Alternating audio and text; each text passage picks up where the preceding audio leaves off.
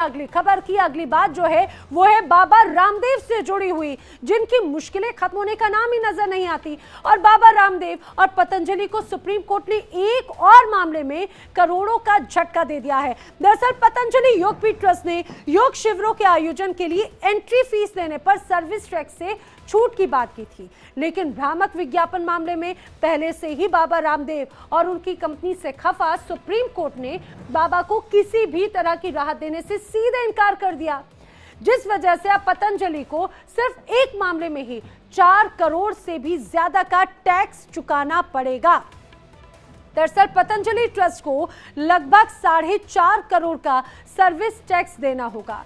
Supreme court ने इलाहाबाद पीठ के जो 2023 के फैसले को बरकरार रखा है। इलाहाबाद पीठ ने 5 अक्टूबर 2023 को पतंजलि के खिलाफ फैसला सुनाया था और अब सुप्रीम कोर्ट ने कहा था कि पतंजलि योगपीठ ट्रस्ट की तरफ से आयोजित शिविरों में शामिल होने के लिए शुल्क लिया जाता है, फीस ली जाती है और ये स्वास्थ्य और फिटनेस सेवा की श्रेणी में आता है। लिहाजा पतंजलि को इस पर सर्विस टैक्स देना होगा।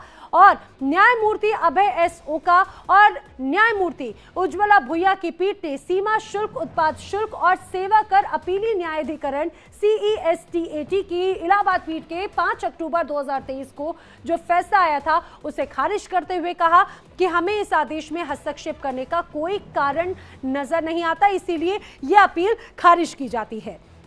दरअसल बाबा रामदेव और उनके सहयोगी आचार्य बालकृष्ण के अधीन काम करने वाला पतंजलि ट्रस्ट भारत समेत दुनिया के कई देशों में योग सिखाने का काम करता है। बाबा रामदेव के इन शिविरों में शामिल होने के लिए लोगों को भारी भरकम फीस चुकानी पड़ती है और इसी को लेकर कस्टम ड्यूटी और सेंट्रल एक्साइज ड्यूटी के तहत मेरठ रेंज के आयुक्त ने पतंजलि से जुर्माना और सर्विस टैक्स की मांग की थी। अक्टूबर 2006 से मार्च 2011 के बीच का ये पूरा मामला है। पतंजलि से अब लगभग 4.5 करोड़ सर्विस टैक्स की मांग की गई थी। इसके जवाब में पतंजलि ट्रस्ट ने दलील दी थी कि वो ऐसी सेवाएं प्रदान कर रहा है जो बीमारियों के इलाज के लिए हैं।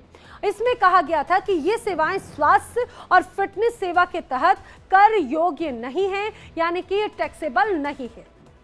जिसके बाद न्यायाधिकरण ने अपने आदेश में कहा था कि शिविर में आने वाले लोगों से दान के रूप में योग शिविर के लिए शुल्क एकत्रित किया गया।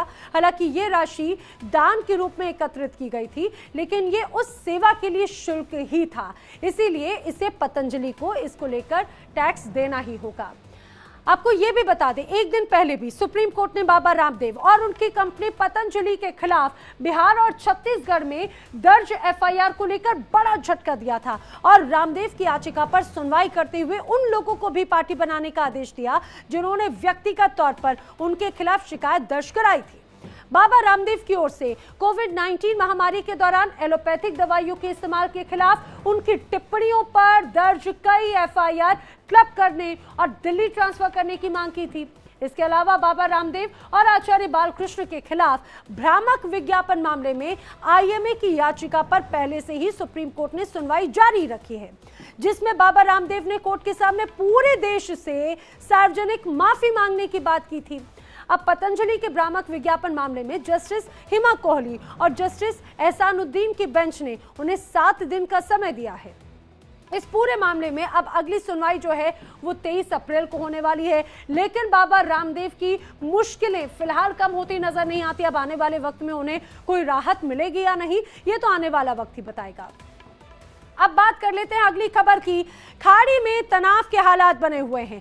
ईरान के हमले का जवाब देकर इजरायल ने आग